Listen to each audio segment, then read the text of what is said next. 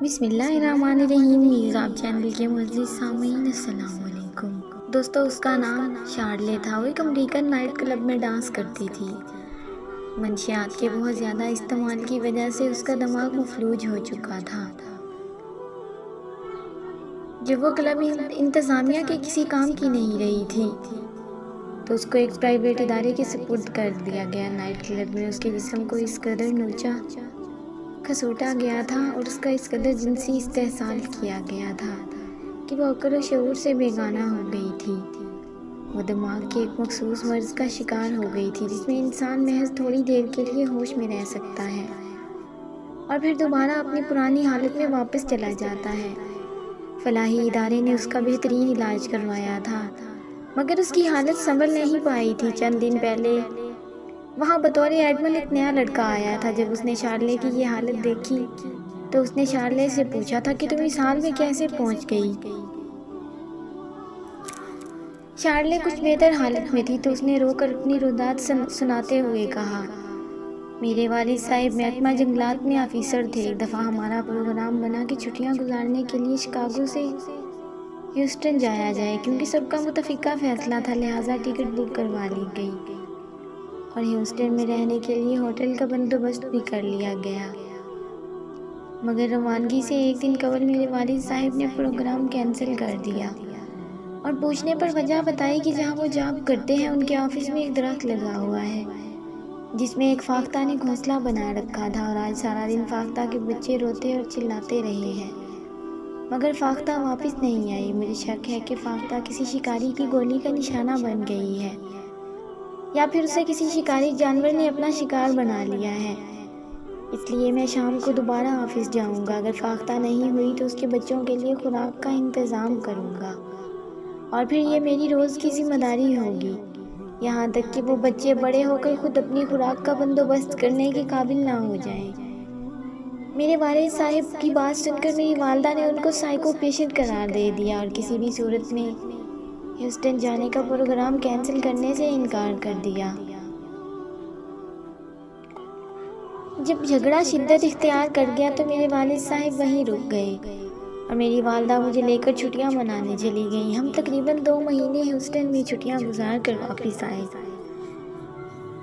تو فاختہ کے بچے گھونسلے سے اڑ کر خود خوراک تلاش کرنے کے قابل ہو چکے تھے مگر میرے والد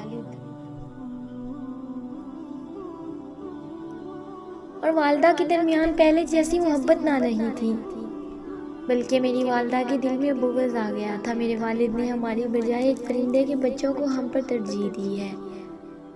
میں بھی کسی نہ کسی حد تک والدہ سے متفق تھی اور والد صاحب سے دور ہو چکی تھی۔ یہ جھگڑے شدت اختیار کرتے گئے یہاں تک کہ میری والدہ میرے والد کو چھوڑ کر اپنے بوائے فرینڈ کے ساتھ چلی گئیں اور مجھے بھی ساتھ لے گئیں۔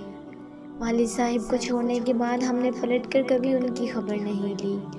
البتہ والد صاحب نے مجھے واپس لینے کے لیے 2-3 بار کوشش ضرور کی تھی مگر میری والدہ نہیں مانی اور پھر ہم اوہائیو اسٹیٹ میں منتقل ہو گئے جس کے بعد میرا اور میرے والد صاحب کا رابطہ بالکل منقطع ہو گیا تھا۔ جب میری ماں بوڑھی ہو گئی تو ان کے بوائے فرینڈ نے میرا جنسی استحصال کرنا شروع کر دیا۔ یوں ایک بار پھر میری والدہ اور ان کے محبوب کے درمیان میری وجہ سے تنازع کھڑا ہو گیا۔ میری والدہ کے بوائے فرینڈ نے انہیں گھر سے نکال باہر کیا اور وہ ایک اولڈ ہوم میں منتقل ہو گئی۔ اس کے بعد وہ بہت عرصے تک میرا جنسی استحصال کرتا رہا اور میں کوئی مناسب جگہ اور سہارا ڈھونڈتی رہی کیونکہ جب تک مجھے کوئی سہارا نہ ملتا میں اس شخص سے چھٹکارا حاصل نہیں کر سکتی تھی۔ اس کے سوا کہیں اور نہیں جا سکتی تھی۔ پھر مجھے ایک نائٹ کلب میں جاب ملی تو میں نے والدہ کے بوائے فرینڈ کو چھوڑا اور یہاں ملازمت کرنے لگی اور یہیں رہائش پذیر ہو گئی۔ یہاں بھی میرے جسم کا جنسی استحصال مسلسل ہوتا رہا۔ مجھے شراب اور نشہ مختلف قسم کی منشیات زبردستی پلائی جاتی یہاں تک کہ میں مکمل طور پر ناکارہ ہو کر رہ گئی تو مجھے اس ادارے کے سپرد کر دیا گیا اور آج میں جس حالت میں ہوں آپ کے سامنے ہوں۔ شارلے کی بات سن کر نئے آنے والے ایڈمن نے اسے سینے سے لگا کر تسلی دی اور بتایا کہ جس شخص کو تم لوگوں نے محض اس کی رحم دلی کی وجہ سے چھوڑ دیا تھا उस शख्स को बाद में अल्लाह ताला ने हिदायत बख्शी और वो मुसलमान हो गया। मेरी वालदा एक ईरानी खातून है। उस शख्स ने मेरी वालदा से शादी कर ली। यूँ मैंने जन्म लिया। मेरी परवरिश खालिस इस्लामी माहौल और नज़रियात के मुताबिक की गई है और आज मेरे वालिदैन बुज़ुर्ग हैं और घर में आराम करते हैं। मैं उनकी खिदमत करता हूँ और सिर्फ मैं खुद उनकी खिदमत करता हूँ बल्कि उनका ख्याल रखने के लिए मैंने 2 नर्सों को हायर कर रखा है और रिश्ते के एतबार से तुम मेरी बहन बनती हो। तुम्हारी और तुम्हारी वालदा के मुतल्लिक मेरे वालिद साहिब ने हमें सब कुछ बता रखा है। इंशाअल्लाह तुम बहुत जल्द सेहतयाब हो जाओगी और राह हिदायत की तरफ लौट आओगी। बतौर भाई मैं हर मुमकिन तुम्हारा ख्याल रखूँगा।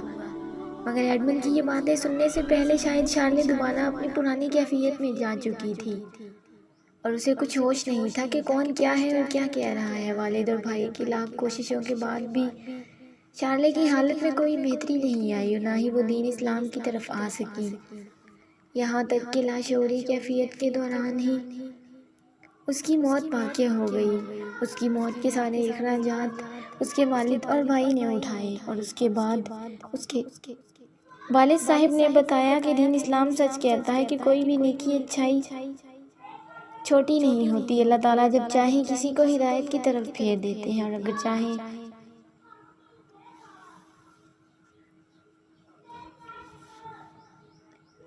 तो बिस्तरे मर्द पर पड़े हुए को भी हिदायत नसीब ना हो। वो एडमंड बताता है कि मुझे पहली बार एहसास हुआ कि इस्लाम में रहमदिली का कितना बड़ा अजर है। मेरे वालिद साहिब फ़कत अपनी फैमिली की वजह से अल्लाह ताला के इतने करीब हुए कि राह हिदायत की तरफ पलट गए, जबकि मेरी सौतेली वालदा और बहन जो कि मेरे वालिद की पहली औलाद और बीवी थी, उन्होंने हद से तजावुज़ किया तो अल्लाह ताला ने उनको दोनों जहानों से दुत्कार दिया। वो इस जहान में भी निशानी इबरत बनी और जिन लोगों की खातिर उन्होंने हद से तजावुज़ किया था उन्हीं के हाथों ज़लील हुई और यकीनन आखिरत में भी उनके लिए दर्दनाक अज़ाब होगा। मेरे वालिद साहिब ने हमारी ऐसी तरबियत की है कि हम कोई छोटी से छोटी नेकी भी जाने नहीं देते और उनकी इस बात पर ईमान की हद तक यकीन रखते हैं कि कोई भी नेकी छोटी नहीं होती और सबसे बढ़कर ये कि हमारे दिल में उन्होंने अपनी तरह की रहमदिली डाल दी है। हम इंसान तो क्या जानवरों पर भी तरस खाते हैं और रहम करते हैं और उसके बदले में अल्लाह ताला से उम्मीद रखते हैं कि अल्लाह ताला दोनों जहानों में हमें अपनी रहमत से नवाजता रहेगा। मेरी दुआ है कि अल्लाह ताला उम्मती मुस्लिमा को अपने रहम में रखे और मुसलमानों के दिल में भी रहम पैदा करे। आमीन सुम्मा आमीन। उम्मीद है आप दोस्तों को ये छोटी सी मोटिवेशनल स्टोरी पसंद आएगी। अगर वीडियो अच्छी लगे तो इसे लाइक और अपने दोस्तों के साथ शेयर लाजमी करें और अगर आप मेरे चैनल पर नए हैं तो चैनल को सब्सक्राइब करें और साथ में लगे घंटी के बटन को ज़रूर दबाएं ताकि हर नई वीडियो का नोटिफिकेशन आप दोस्तों तक सबसे पहले पहुंच सके। मिलते हैं ऐसी ही किसी और वीडियो में, तब तक के लिए अपना ख्याल रखें और दुआओं में याद रखें। अल्लाह हाफिज़।